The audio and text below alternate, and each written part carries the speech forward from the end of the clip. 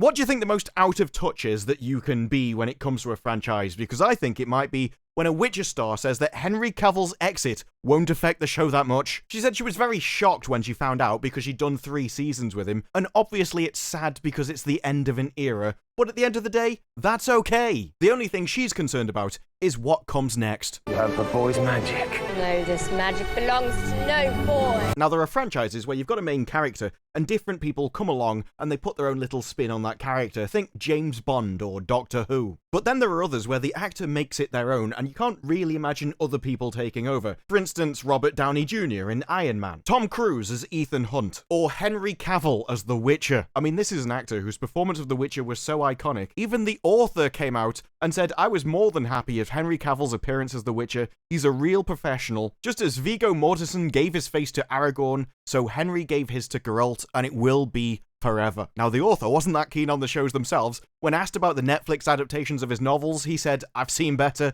I've seen worse. Pretty mid, not a high compliment, but he didn't have such reservations about Henry Cavill himself. So the actors coming out and going, well, him leaving won't affect that much, is delusional, when even the author of your IP is going, he's the best part of your entire show. Yeah, the show overall is mid, but he's way above it. But I can understand why they're concerned, because Season 3 releases on June 29th, and after that, Henry's gone, and he's being replaced with somebody I don't think anyone even cares about. When it was announced that it was getting renewed after Season 3, articles were describing it as the ultimate kick in the teeth, and there was a campaign set up to keep Henry Cavill and fire the writers instead, which hit 315,000 signatures. Now, does that have the power to change anything? No. But it is a good weather vane on the just general public sentiment. If your show is mid and your main character is amazing and everyone likes him, then what's special about him that makes him like him? Or what is it about the show that drags down their opinion? And they're correct. In that it's the writers. It's the showrunners. We had people who worked on the show coming out and talking about how the writers actively mocked the source material and described it as a recipe for disaster and bad morale, to the point where when he was in charge, he had a general rule that you had to be a fan, no questions, as you have to respect the work before you're allowed to add to its legacy. Because that's not what happened to The Witcher. It wasn't about respecting the source material and faithfully recreating it in a new medium, proving that you cared enough about the work not to change it, so that when you ran out of material, you could be trusted with that legacy yourself because you've already created a strong foundation. That's not what we had with The Witcher. The change was the point. They actively mocked the source materials and thought that their work was better. And so why, if you think you're superior to what came before, would you care about changing it? Because that attitude is very different to the one that Henry Cavill had himself. Despite now leaving at the end of Season 3, at one point, he was committed to The Witcher's 7-season plan, but he had one condition. I will stay absolutely committed to Hissrich's vision as long as we can keep telling great stories which honor the author's work. That's what led him to rewriting scenes. The writers didn't care. They didn't care about a horse. They don't even care about Geralt as an actor. They really want to push other people to the forefront. So why would they care about a horse? The showrunner couldn't even understand why he was moaning about the death of Roach. She said, we kill people. We kill humans all the time. And people are like, how could you do that to a horse? No, instead, apparently, she cared about pressing the boundaries of reality. Because, you know, horses don't live as long as humans. Because a lot of people who worked on the show hadn't put in the work. If they'd read the books, they didn't have an emotional connection to them. When they played the games, they didn't do it for fun. If they played them at all, it was simply, because I'm making this TV show, I guess I better grind this out. But to Henry Cavill, it was personal. It meant something. He played these games for fun. He was a big fan of The Witcher before he even came on the show. That's why he wanted to get a part in the show originally. There's even stories that the showrunner found Henry Cavill really annoying because of his over-enthusiasm to play the character. He wanted to meet her before the show was even greenlit. There wasn't even a show there at the moment because she hadn't written it yet. But because he was such a massive fan of the video games, he kept pestering his agents to set up a meeting with her, and only even got this response from her after repeated attempts of trying to contact her through them. He said, I wasn't going to let something like this pass me by without giving it my best shot. I annoyed my agents all the time, even though they said they're not ready. To the showrunner, Roach was just another character, another horse, and who cares about animals? But to Henry Cavill, the moment meant something, just like it meant something to the fans. This is why the showrunner couldn't have written that scene, because her first instinct was to make it a comedy moment. Sorry, I'm sad and lonely. Because that's always the best place for it, isn't it? You're at the funeral of a loved one, and someone walks in a clown costume and starts spraying the audience with water out of his flower as he beeps his red nose. Comedy. always goes down well when a loved one's just died. This is just standard human behavior, which everyone can grasp. But now, Henry Cavill pushed for it to be a more heartfelt moment, and eventually she caved. So she fought him on it, but eventually gave in, presumably because she thought it wasn't that big of a deal anyway. Oh, I only wanted to tell a joke. Who really cares about Roach? I'll let him have his way on this one. That's how we got a beautiful speech, because he wrote it himself, because he knew the material so well. He knows the book so well. And even when people were upset that Roach had died,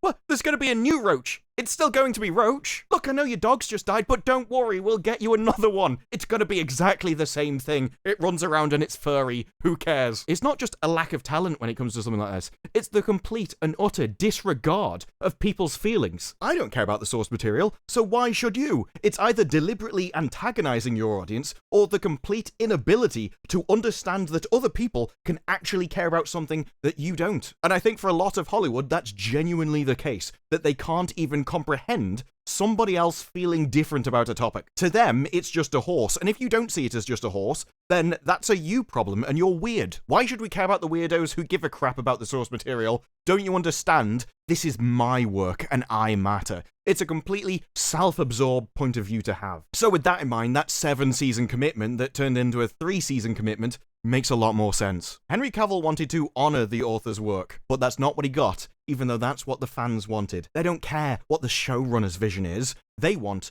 The Witcher. And if your show is mid, but they really like your main actor, obviously, he should be the main character in his own show. And the clue for that is that his name is written on the pissing door. You make a show called The Witcher and they want to see The Witcher do Witcher things. It's his story. He goes around fighting monsters, and every other character in the entire thing is only there to put Henry into a position to do more Witcher things. And that's the same with any IP. It's like if you took Supernatural, and rather than Sam and Dean, you just started waffling on about their mom for some reason. Oh no, wait, that already happened. Or if you made a Witcher series where Geralt wasn't even in it. Oh no, we tried that as well, didn't we? Another case of a man taking credit for a woman's work. 13% audience score. Probably too much. Making a show based on that principle is doomed to fail, and yet that's exactly what The Witcher is doing. That's exactly what The Witcher has done. And that is why the actress thinks that Henry Cavill's exit won't affect the show that much. Because she's thinking about what comes next. There's going to be so many exciting things that are going to happen. I think the show is still going to be great. Because don't you understand, The Witcher isn't about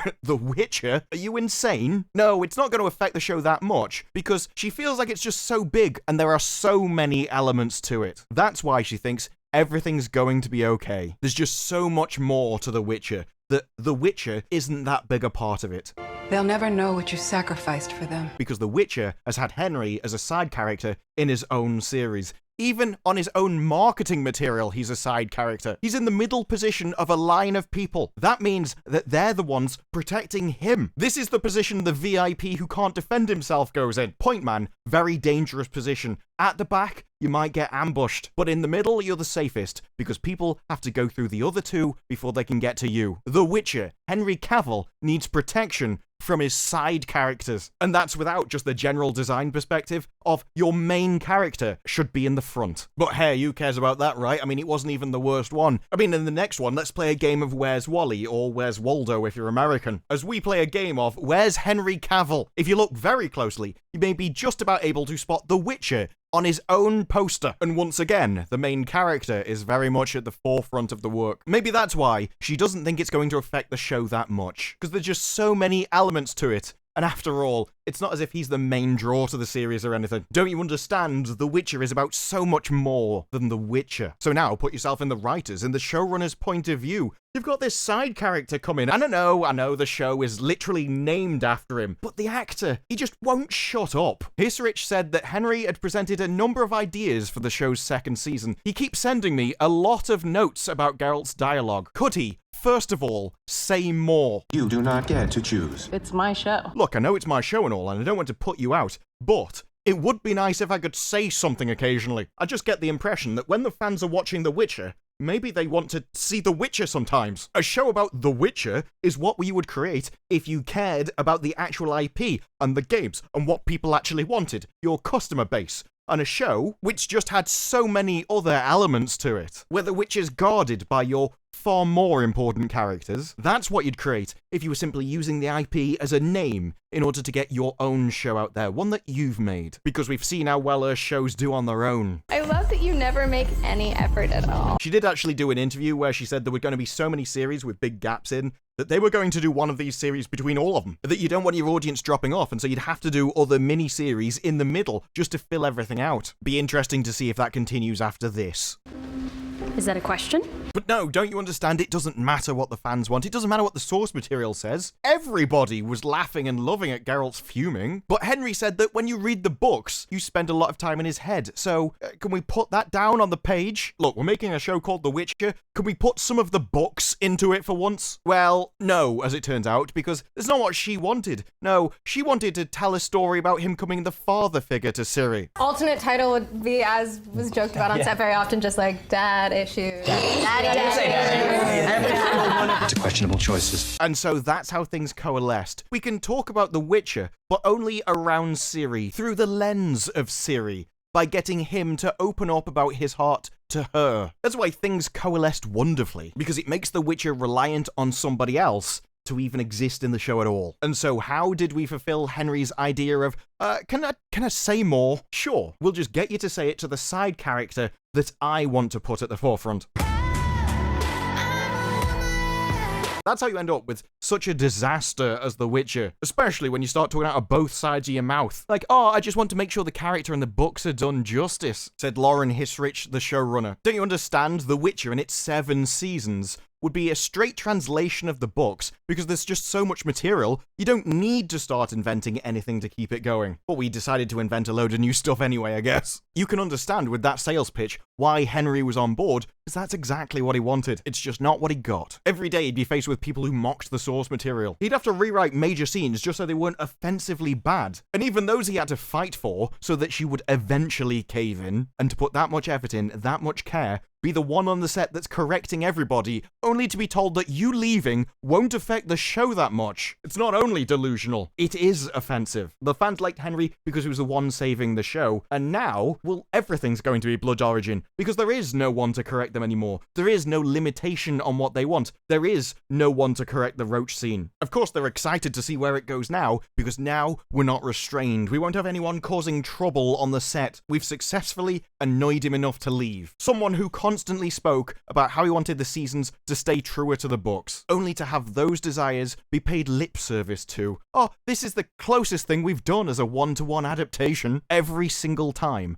the same line is trotted out. They did it in Rings of Power. Don't worry, the second one's going to be way better because it's going to be faster. We're going to stick more to the canon. Wheel of Time did the same thing. It's just so difficult to translate season 1, but season 2, that'll be closer. It turns out, no, we're not going to do that in season 2, but season 3 will definitely be close to the source material. Trust us. All of it seems to be done because they know what the fans want. They just don't care. Because what matters at the end of the day is me. It's what I want, and it's about my vision. I want to make my show. I've been saddled making somebody else's show with their IP. I'd rather it just be my own IP, whether that works or not. But if I can't get my own show greenlisted, if I can't get paid to do my own work, well, I'll just take somebody else's and make it mine. What you least expect that you're going to want to see is Thor going through a midlife crisis. And even that attitude, once upon a time, might have made good entertainment, but it can't anymore. Because it's not just a lack of something like writing talent that makes these shows a problem. It's the lack of the fundamental foundational values which people enjoy, that resonate with people, that make them feel something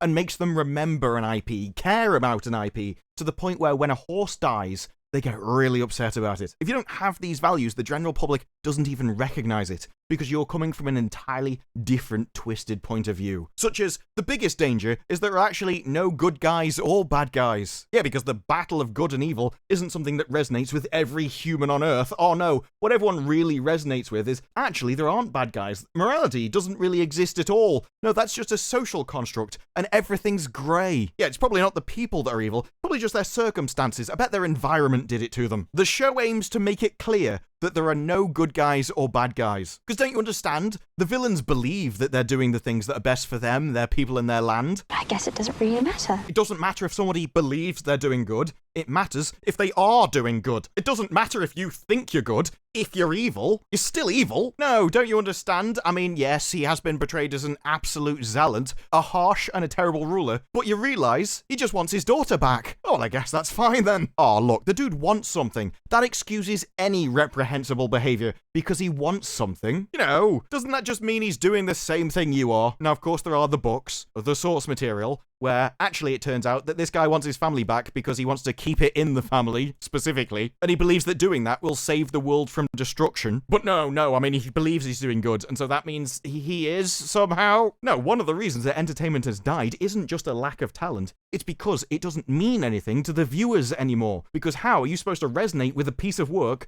which sees that as good? If you're trying to portray someone as morally grey, the response to get from your audience shouldn't be discussed. But it's because the showrunners and the writers don't have the same moral outlook as their audience anymore. It's what he believes that matters more than reality. And if the creators of the entertainment don't have the same values as the viewers, then they'll always hate your shows. The shows will always appear awful because they won't make you feel anything. They won't leave any lasting impression. And so when you lack the fundamentals to even make a show that your audience likes, what are you going to do about that? When the only guy on your production that could have made a show that your audience likes leaves, what are you going to do about that? Well, we can make a season 5, let alone a season 4. I mean, your season 3 trailer is already getting ratioed at 69,000 upvotes to 340,000 downvotes because they know Henry's leaving and know what's going to happen next. But no, doubling down and giving it a season 5 before you've even filmed season 4, that's definitely a good plan, that one. Maybe release season 4, check out the audience's reactions, see if it's even worth continuing. Might have been a good plan, but no, full steam ahead. I've got full confidence in me. Then they have said we're just about to start filming on season 4 with Liam Hemsworth,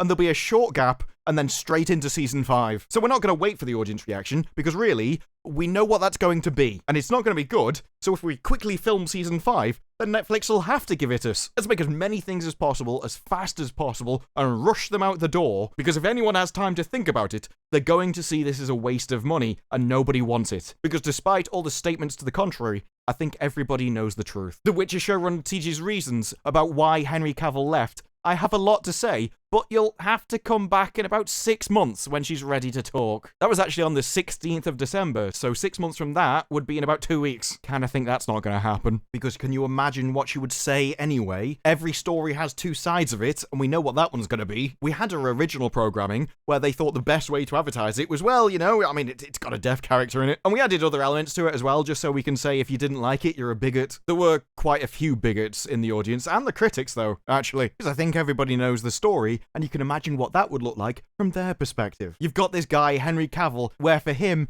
it's just about the books. He thinks there's so much complexity to the characters in the books anyway. All he wants to do is put them on the screen, but you're a writer, a showrunner, you're an artist. And yeah, someone else wrote some books, but this is your series. You want to put your stamp on it. It used to be that if you were a fan of Star Trek, you liked Star Trek. Now it seems like half of the people who call themselves Star Trek fans hate Star Trek. As George R.R. Martin said, maybe it's because it's changing, but as a writer, you'd go crazy if you didn't change it somehow. Maybe that's why fans don't like it anymore. Well, nobody understands you. Because you're an artist. You've got this big 7-season plan all laid out, and you're the person getting the big bucks. All that source material, it's a bit childish. Video games are for kids anyway, aren't they? And who does this guy think he is? He's not even a main character. He's not even that important to our marketing. And whenever I come to work trying to do my vision, he just keeps giving me notes. He tries to change things, and he keeps asking to say more. He's trouble. He's not trying to make it more like the books. He's ruining my vision. He's being difficult. And of course, there's just so many elements to this show. It's just so much bigger than The Witcher. I don't think it'll change it that much if he leaves. Yes, I'm sure she's got a lot to say about the reasons for him leaving, and I don't think many of them would be complimentary. And considering he's the only thing that people care about with regards to The Witcher, I can also understand why she'd be like, yeah, I can answer that.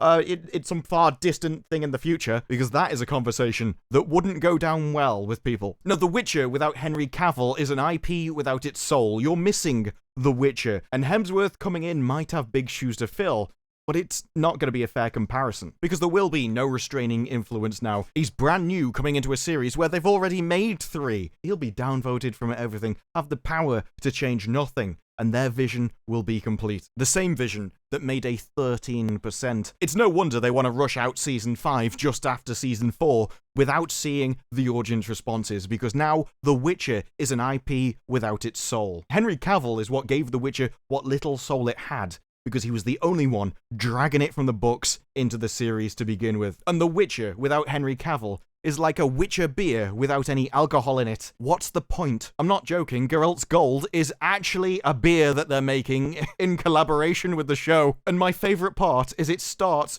with a quote from Geralt that says, "Evil is evil, lesser, greater, middling. It's all the same." A quote from him that was in the very first episode of the series directly contradicts the main theme of season 3, how far we've fallen, and why everybody can understand why he's left. Maybe he wasn't in the show for his talent and his book lore. That all got in the way of demanding lots of body work, where 2 of the actors straight up mutinied and refused to do what she was asking them. Cavill and Chalotra were asked to perform the scenes in the 2nd season and just refused. So you wouldn't just find him difficult because he keeps trying to correct your incredible script. Your talent, he's insulting it by saying that you should change it, that you're not good enough. How dare he? And now he's refusing to do the scenes that you're asking him to do. No wonder you'd have a lot to say when he's gone. And of course, the fans don't care about any of that. All they want is the actors that they like. They want the best entertainment possible. And they don't really care who wrote it. They don't care if your vision was changed, as long as it was the best piece of entertainment that they could get. Except with The Witcher,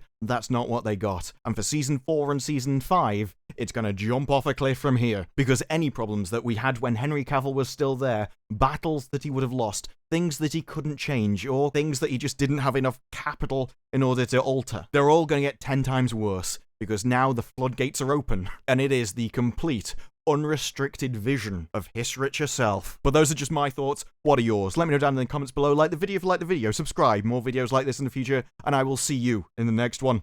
Bye-bye.